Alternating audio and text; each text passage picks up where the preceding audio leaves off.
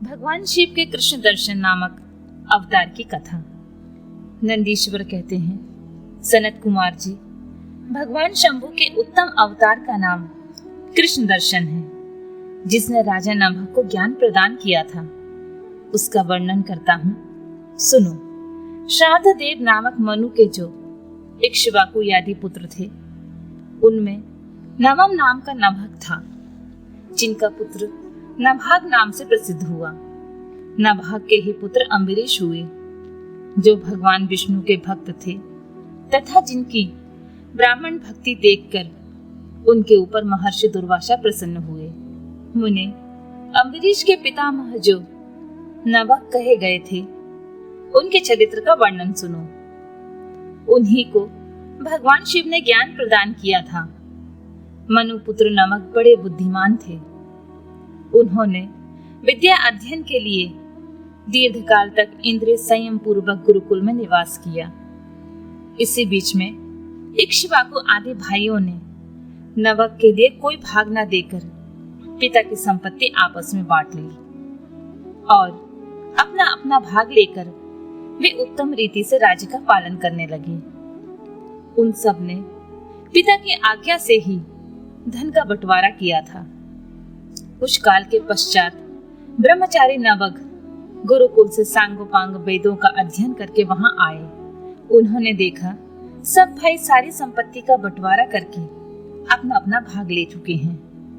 तब उन्होंने भी बड़े स्नेह से दया भाग पाने की इच्छा रखकर अपने इक्ष्वाकु आदि बंधुओं से कहा, भाइयों, मेरे लिए मेरा भाग दिए बिना ही आप लोगों ने आपस में सारी संपत्ति का बंटवारा कर लिया है।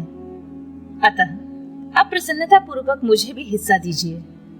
मैं अपना दया भाग लेने के लिए ही यहाँ आया हूँ। भाई बोले, जब संपत्ति का बंटवारा हो रहा था, उस समय हम तुम्हारे लिए भाग देना भूल गए थे। अब इस समय पिताजी को ही तुम्हारे हिस्से में देते हैं। तुम उन्हीं को ले लो, इसमें कोई संशय नहीं है। भाइयों का यह वचन सुनकर नवक को बड़ा विस्मय हुआ। वे पिता के पास जाकर बोले, तात, मैं विद्या अध्ययन के लिए गुरुकुल में गया था और वहां अब तक ब्रह्मचारी रहा हूँ। इस बीच भाइयों ने मुझे छोड़कर आपस में धन का बंटवारा कर लिया। वहां से लौटकर जब मैंने अपने हिस्से के बारे में उनसे पूछा, तब उन्होंने आपको मेरा हिस्सा बता दिया। अतः उसके लिए मैं आपकी सेवा में आया हूँ। नभक की बात सुनकर पिता को बड़ा विस्मय हुआ। श्राद्ध देव ने पुत्र को आश्वासन देते हुए कहा, बेटा, भाइयों की उस बात पर विश्वास न करो। वह उन्होंने तुम्हें ठगने के लिए ही कही है। मैं तुम्हारे लिए भोग साधक उत्तम दाय नहीं बन सकता। तथापि उन वंचकों ने यदि मुझे ही दाय के रूप में तुम्हें दिया है, तो मैं तुम्हारी जीविका का एक उपाय बताता हूँ। सुनो, इन दिनों उत्तम बुद्धि वाले आंगिरस गोत्रीय ब्राह्मण एक बहुत बड़ा यज्ञ कर रहे हैं। उस कर्म में प्रत्येक छठे दिन का कार्य वे ठीक ठाक नहीं समझ पाते हैं। उसमें उनसे भूल हो जाती है। तुम वहां जाओ और उन ब्राह्मणों को विश्वदेव संबंधी 2 सूत्र बतला दिया करो। इससे वह यज्ञ शुद्ध रूप से संपादित होगा। वह यज्ञ समाप्त होने पर वे ब्राह्मण जब स्वर्ग को जाने लगेंगे, उस समय संतुष्ट होकर अपने यज्ञ से बचा हुआ सारा धन तुम्हें दे देंगे। पिता की यह बात सुनकर सत्यवादी नवक बड़ी प्रसन्नता के साथ उस उत्तम यज्ञ में गए। मुने, वहां छठे दिन के कर्म में बुद्धिमान मनुपुत्र ने वैश्वदेव संबंधी दोनों सूत्रों का स्पष्ट रूप से उच्चारण किया। यज्ञ कर्म समाप्त होने पर वे आंगिरस ब्राह्मण यज्ञ से बचा हुआ अपना अपना धन नवक को देकर स्वर्गलोक को चले गए। उस यज्ञ शिष्ट धन को जब वे ग्रहण करने लगे, उस समय सुंदर लीला करने वाले भगवान शिव तत्काल वहां प्रकट हो गए। उनके सारे अंग बड़े सुंदर थे, परंतु नेत्र काले थे। उन्होंने नभक से पूछा, तुम कौन हो जो इस धन को ले जा रहे हो? यह तो मेरी संपत्ति है। तुम्हें यहाँ किसने भेजा है? यह सारी बातें ठीक ठाक बताओ। नभग ने कहा, यह तो यज्ञ से बचा हुआ धन है जिसे ऋषियों ने मुझे दिया है। अब यह मेरी संपत्ति है, इसको लेने में तुम मुझे क्यों रोक रहे हो? कृष्ण दर्शन ने कहा, तात, हम दोनों के इस झगड़े में तुम्हारे पिता ही पंच रहेंगे। जाकर उनसे पूछो और जो वे निर्णय दें उसे ठीक ठीक आकर यहाँ बताओ। उनकी बात सुनकर नभग ने पिता के पास जाकर उक्त प्रश्न को उनके सामने रखा। श्राद्ध देव को कोई पुरानी बात याद आ गई और उन्होंने भगवान शिव के चरण कमलों का चिंतन करते हुए कहा। मनु बोले, तात, वे पुरुष जो तुम्हें वह धन लेने से रोक रहे हैं साक्षात भगवान शिव हैं। यूं तो सारी संसार की वस्तुएं ही उन्हीं की हैं, परंतु यज्ञ से प्राप्त हुए धन पर उनका विशेष अधिकार है। यज्ञ करने से जो धन बच जाता है उसे भगवान रुद्र का भाग निश्चित किया गया है। अतः यज्ञ वशिष्ठ से सारी वस्तुएं ग्रहण करने के अधिकारी सर्वेश्वर महादेव जी ही हैं। उनकी इच्छा से ही दूसरे लोग उस वस्तु को ले सकते हैं।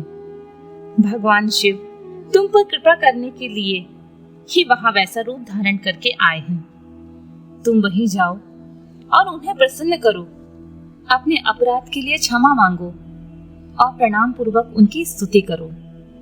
नभग पिता की आज्ञा से वहां गए और भगवान को प्रणाम करके हाथ जोड़कर बोले, महेश्वर, यह सारी त्रिलोकी ही आपकी है, फिर यज्ञ से बचे हुए धन का तो कहना ही क्या। निश्चय ही इस पर आपका ही अधिकार है। यही मेरे पिता ने निर्णय दिया है। नाथ, मैंने यथार्थ बात न जानने के कारण भ्रमवश जो कुछ कहा है, मेरे उस अपराध को क्षमा कीजिए। मैं आपके चरणों में मस्तक रखकर यह प्रार्थना करता हूँ कि आप मुझ पर प्रसन्न हों। ऐसा कहकर नभग ने अत्यंत दीनता पूर्वक हृदय से दोनों हाथ जोड़कर महेश्वर कृष्ण दर्शन का स्तवन किया। उधर श्राद्ध देव ने भी अपने अपराध के लिए क्षमा मांगते हुए भगवान शिव की स्तुति की। तदनंतर भगवान रुद्र ने मन ही मन प्रसन्न हो नभग को कृपा दृष्टि से देखा और मुस्कुराते हुए कहा, नभग, तुम्हारे पिता ने जो धर्मानुकूल बात कही है वह ठीक ही है। तुमने भी साधु स्वभाव के कारण ही सत्य ही कहा है, इसलिए मैं तुम पर बहुत प्रसन्न हूँ और कृपा पूर्वक तुम्हें सनातन ब्रह्म तत्व का ज्ञान प्रदान करता हूँ। इस समय यह सारा धन मैंने तुम्हें दे दिया, अब तुम इसे ग्रहण करो। इस लोक में निर्विकार रहकर सुख भोगो। अंत में मेरी कृपा से तुम्हें सद्गति प्राप्त होगी। ऐसा कहकर भगवान रुद्र सबके देखते ही देखते वहीं अंत ध्यान हो गए। साथ ही श्राद्ध देव भी अपने पुत्र नभग के साथ अपने स्थान को लौट आए और लोक में विपुल भोगों का उपभोग करके अंत में भी भगवान शिव के धाम में चले गए। ब्राह्मण, इस प्रकार मैंने तुमसे भगवान शिव के कृष्ण दर्शन नामक अवतार का वर्णन किया। जो इस आख्यान को पढ़ता है और सुनता है उसे संपूर्ण मनोवांछित फल प्राप्त हो जाते हैं। भगवान शिव के अवधूतेश्वर अवतार की कथा और उनकी महिमा का वर्णन। नंदीश्वर कहते हैं, सनत कुमार जी, अब तुम परमेश्वर शिव के अवधूतेश्वर नामक अवतार का वर्णन सुनो, जिसने इंद्र के घमंड को चूर चूर कर दिया था। पहले की बात है, इंद्र संपूर्ण देवताओं तथा बृहस्पति जी को साथ लेकर भगवान शिव का दर्शन के लिए कैलाश पर्वत पर गए। उस समय बृहस्पति और इंद्र के शुभ आगमन की बात जानकर भगवान शंकर उन दोनों की परीक्षा लेने के लिए अवधूत बन गए।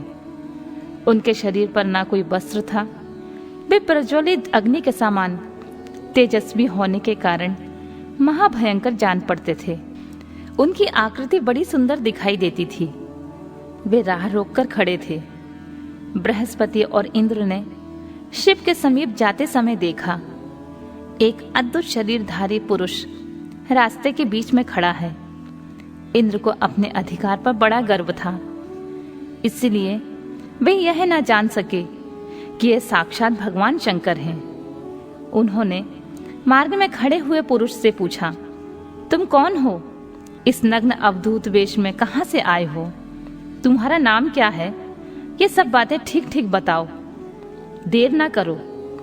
भगवान शिव अपने स्थान पर हैं या इस समय कहीं अन्यत्र गए हैं? मैं देवताओं तथा गुरुजी के साथ उन्हीं के दर्शन के लिए जा रहा हूं।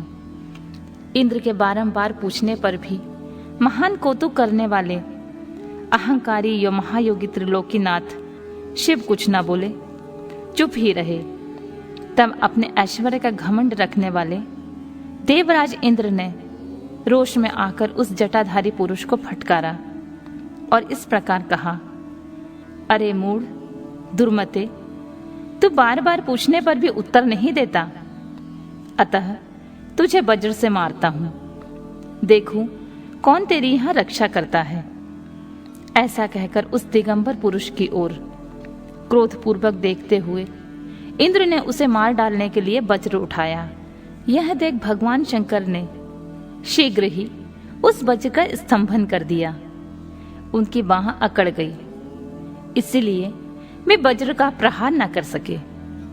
तदनंतर वह पुरुष तत्काल ही क्रोध के कारण तेज से प्रज्वलित हो उठा, मानो इंद्र को जलाए देता हो। भुजाओं के स्तंभित हो जाने के कारण शची वल्लभ इंद्र क्रोध से उस सर्प की भांति जलने लगे, जिसका पराक्रम मंत्र के बल से अवरुद्ध हो गया हो। बृहस्पति ने उस पुरुष को अपने तेज से प्रज्वलित होता देख तत्काल ही यह समझ लिया कि यह साक्षात भगवान हरि हैं। फिर तो वे दोनों हाथ जोड़कर प्रणाम करके उनकी स्तुति करने लगे। स्तुति के पश्चात उन्होंने इंद्र को उनके चरणों में गिरा दिया और कहा, दीनानाथ महादेव, यह इंद्र आपके चरणों में पड़ा है, आप इसका और मेरा उद्धार करें। हम दोनों पर क्रोध नहीं, प्रेम करें। महादेव, शरणागत इंद्र की रक्षा कीजिए। आपके ललाट से प्रकट हुई यह आग इन्हें जलाने के लिए आ रही है। बृहस्पति की यह बात सुनकर अवधूत वेशधारी करुणा सिंधु शिव ने हंसते हुए कहा, अपने नेत्र से रोषवश बाहर निकली हुई अग्नि को मैं पुनः कैसे धारण कर सकता हूं? क्या सर्प अपनी छोड़ी हुई केचुल को फिर ग्रहण करता है? बृहस्पति बोले, देव भगवान, भक्त सदा ही कृपा के पात्र होते हैं। आप अपने भक्त वत्सल नाम को चरितार्थ कीजिए और इस भयंकर तेज को कहीं अन्यत्र डाल दीजिए। रुद्र ने कहा, देव गुरु, मैं तुम पर प्रसन्न हूं, इसलिए उत्तम वर देता हूं। इंद्र को जीवन दान देने के कारण आज से तुम्हारा एक नाम जीव भी होगा। मेरे ललाट वर्ती नेत्रों से जो यह आग प्रकट हुई है, इसे देवता नहीं सह सकते, अतः इसको मैं बहुत दूर छोड़ूंगा, जिससे यह इंद्र को पीड़ा ना दे सके। ऐसा कहकर अपने तेजस स्वरूप उस अद्भुत अग्नि को हाथ में लेकर भगवान शिव ने क्षार समुद्र में फेंक दिया। वहां फेंके जाते ही भगवान शिव का वह तेज एक बालक के रूप में परिणत हो गया, जो सिंधु पुत्र जलंधर के नाम से विख्यात हुआ। फिर देवताओं की प्रार्थना से भगवान शिव ने ही असुरों के स्वामी जलंधर का वध किया था। अवधूत रूप में ऐसी सुंदर लीला करके लोक कल्याणकारी शंकर वहां से अंतर्ध्यान हो गए। फिर सब देवता अत्यंत निर्भय एवं सुखी हुए। इंद्र और बृहस्पति भी उस भय से मुक्त हो उत्तम सुख के भागी हुए। जिसके लिए उनका आना हुआ था, वह भगवान शिव का दर्शन पाकर कृतार्थ हुए। इंद्र और बृहस्पति प्रसन्नता पूर्वक अपने स्थान को चले गए। सनत कुमार जी, इस प्रकार मैंने तुमसे परमेश्वर शिव के अवधूतेश्वर नामक अवतार का वर्णन किया है, जो दुष्टों को दंड एवं भक्तों को परम आनंद प्रदान करने वाला है। यह दिव्य आख्यान पाप का निवारण करके यश, स्वर्ग, भोग, मोक्ष तथा संपूर्ण मनोवांछित फलों की प्राप्ति कराने वाला है। जो प्रतिदिन एकाग्रचित हो इसे सुनता है या सुनाता है, वह इस लोक में संपूर्ण सुखों का उपभोग करके अंत में शिव की गति को प्राप्त कर लेता है।